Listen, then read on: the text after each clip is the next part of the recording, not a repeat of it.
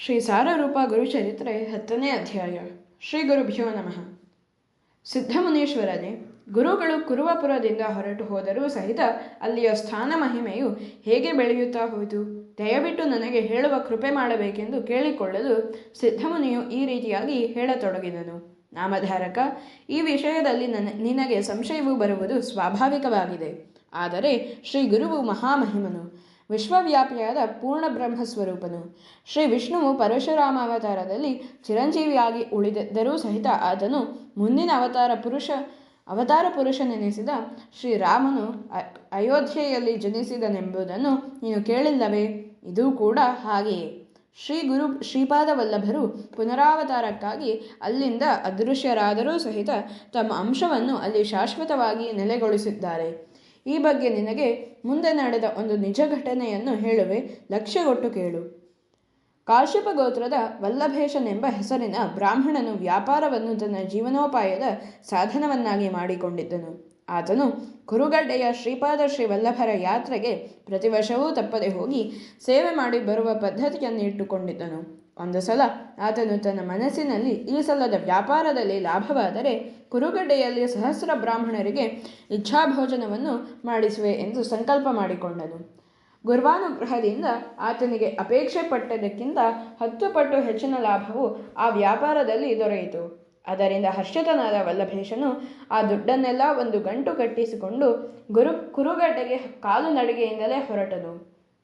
ಈತನು ಸಾಕಷ್ಟು ದುಡ್ಡು ಕಟ್ಟಿಕೊಂಡು ಹೊರಟಿರುವನೆಂಬ ವಿಷಯವು ಕೆಲವು ಜನ ದುಷ್ಟರಿಗೆ ಗೊತ್ತಾಯಿತು.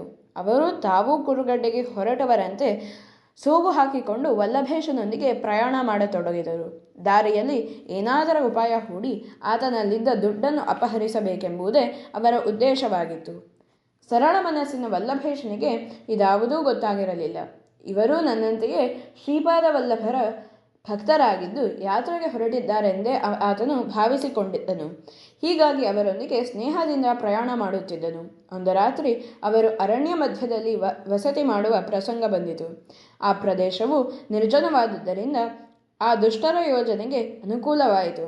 ವಲ್ಲಭೇಶನು ನಿದ್ರಿಸುತ್ತಿರುವಾಗ ಆ ದುಷ್ಟರು ಆತನ ರುಂಡವನ್ನು ಆಯುಧದಿಂದ ತುಂಡರಿಸಿಬಿಟ್ಟರು. ಹಾಗೂ ಆತನ ಬಳಿಯಲ್ಲಿದ್ದ ಹಣವನ್ನು ತೆಗೆದುಕೊಂಡು ಹೊರಡುವ ಪ್ರಯತ್ನದಲ್ಲಿದ್ದರು. ಆದರೆ ಅಷ್ಟರಲ್ಲಿಯೇ ಭಕ್ತವತ್ಸಲನಾದ ಶ್ರೀಪಾದ ಶ್ರೀವಲ್ಲಭ ಸ್ವಾಮಿಯು ಜಟಾಭಸ್ಮಗಳಿಂದ ಶೋಭಿಸುತ್ತಾ ತ್ರಿಶೂಲಪಾಣಿಯಾಗಿ ಅಲ್ಲಿ ಪ್ರಕಟನಾದನು. ಹಾಗೂ ರುದ್ರಶಕ್ತಿಯಿಂದ ಆ ಕಳ್ಳರನ್ನೆಲ್ಲ ತ್ರಿಶೂಲದಿಂದ ತಿವಿದು ಕೊಲ್ಲತೊಡಗಿದನು. ಇನ್ನು ನಮಗೆ ಉಳಿಗಾಲವಿಲ್ಲವೆಂಬುದನ್ನು ತಿಳಿದುಕೊಂಡ ಒಬ್ಬನು ಮಾತ್ರ ಧಾವಿಸಿ ಬಂದು ಗುರುಗಳ ಕಾಲಿಗೆ ಬಿದ್ದನು. ಹಾಗೂ, ಗುರುವೇ, ನಾನು ನಿರಪರಾಧಿ. ಇವರು ಹೀಗೆ ಮಾಡುವರೆಂದು ನನಗೆ ನಿಜಕ್ಕೂ ಗೊತ್ತಿರಲಿಲ್ಲ. ದಯವಿಟ್ಟು ನನ್ನನ್ನು ಕ್ಷಮಿಸಿರಿ ಎಂದು ಅಂಗಲಾಚಿ ಬೇಡಿಕೊಂಡನು. ಗುರುಗಳು ಆತನ ಸಂಘದೋಷದಿಂದ ಕೆಟ್ಟವನೆಂಬುದನ್ನು ಅರಿತುಕೊಂಡರು. ಹಾಗೂ ಆತನ ಕೈಯಲ್ಲಿ ಭಸ್ಮ ಕೊಟ್ಟು ವಲ್ಲಭೇಶನ ರುಂಡಮುಂಡಗಳನ್ನು ಕೂಡಿಸಿ ಸರ್ವಾಂಗಗಳಿಗೆ ಭಸ್ಮ ಲೇಪಿಸಲು ಆಜ್ಞೆ ಮಾಡಿದರು. ಆತನು ರುಂಡಮುಂಡಗಳನ್ನು ಒಂದುಗೂಡಿಸಿದನು. ಗುರುವಾಜ್ಞೆಯಂತೆ ವಲ್ಲಭೇಶನೆಯು ಮೈಗೆಲ್ಲ ಭಸ್ಮ ಲೇಪಿಸುತ್ತಾ ಹತ್ತಿರದಲ್ಲೇ ಕುಳಿತುಕೊಂಡನು. ಗುರುಗಳು ತಕ್ಷಣವೇ ಅದೃಶ್ಯರಾದರು. ವಲ್ಲಭೇಶನು ನಿದ್ರೆಯಿಂದ ಎಚ್ಚೆತ್ತವನಂತೆ ಎದ್ದು ಕುಳಿತನು. ಕಳ್ಳರೆಲ್ಲ ಹತರಾಗಿ ಬಿದ್ದಿರುವುದನ್ನು ಕಂಡು ಗಾಬರಿಯಿಂದ ಇದೇನು ಭೀಕರತೆ ಎಂದು ಜೀವದಿಂದ ಉಳಿದಿದ್ದ ವ್ಯಕ್ತಿಯನ್ನು ಕೇಳಿದನು.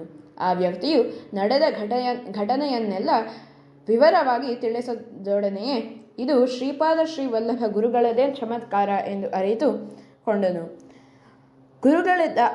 ಗುರುಗಳಲ್ಲಿದ್ದ ಆತನ ಭಕ್ತಿ ವಿಶ್ವಾಸಗಳು 100 ಪಟ್ಟು ಹೆಚ್ಚಾದವು. ಸತ್ತು ಬಿದ್ದಿರುವ ಕಳ್ಳರ ಬಳಿಯಲ್ಲಿದ್ದ ತನ್ನ ಹಣವನ್ನು ತೆಗೆದುಕೊಂಡು ತಡಮಾಡದೆ ಕುರುವಪುರಕ್ಕೆ ಬಂದು ತಲುಪಿದನು. ಅಲ್ಲಿ ವಲ್ಲಭೇಶನು ಆ ಹಣದಿಂದ 4,000 ಬ್ರಾಹ್ಮಣರಿಗೆ ಇಚ್ಛಾಭೋಜನ ಮಾಡಿಸಿದನು. ಅಂದ ಮೇಲೆ ನಾಮಧಾರಕ, ಶ್ರೀಪಾದ ಶ್ರೀವಲ್ಲಭ ಗುರುಗಳು ಇಂದಿಗೂ ಕುರುಗಡ್ಡೆಯಲ್ಲಿ ಗುಪ್ತವಾಗಿ ನೆಲೆಸಿರುವರೆಂಬ ವಿಷಯದಲ್ಲಿ ನೀನು ಸಂಶಯವನ್ನೇ ತಳೆಯಬೇಡ ಎಂದು ನಾಮಧಾರಕನಿಗೆ ಸಿದ್ಧಮುನಿಗಳು ತಿಳಿಸಿದರೆಂಬಲ್ಲಿಗೆ ಸಾರರೂಪ ಶ್ರೀ ಗುರುಚರಿತ್ರೆಯ